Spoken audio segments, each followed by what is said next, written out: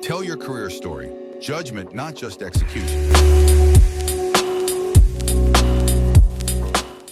You are doing strategic storytelling as a personal branding tool or as a narrative building tool, as in terms of sharing your fit for the governance role, there the strategic storytelling again has to focus. For example, it has to focus on your judgment under pressure. There are certain things which, of course, number one, for example, board at the board level, the stakes are very high. Maybe a board committee is going to take a decision, board meeting, the board is going to take a decision on a new 1000 crore rupee factory which is going to come up.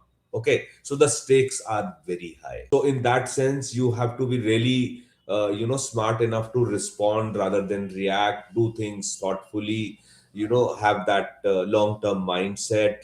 So that becomes very important at the board level.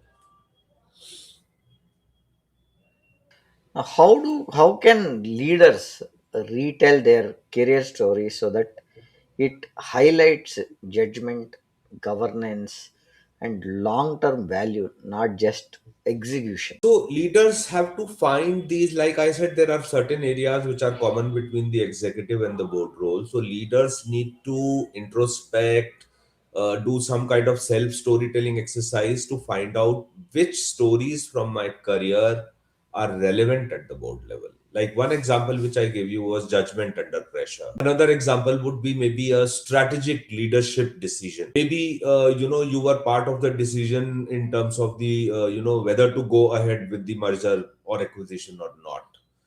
You were part of the decision to decide on go for organic growth or inorganic growth. So these are strategic leadership decisions. So demonstrating your involvement in such decisions, demonstrating your involvement in stakeholder relationships, so aligning, one another very good example which we can take is at the board level or maybe at the stakeholder engagement or stakeholder committee level. A very difficult or important task is to balance the interests of different stakeholders.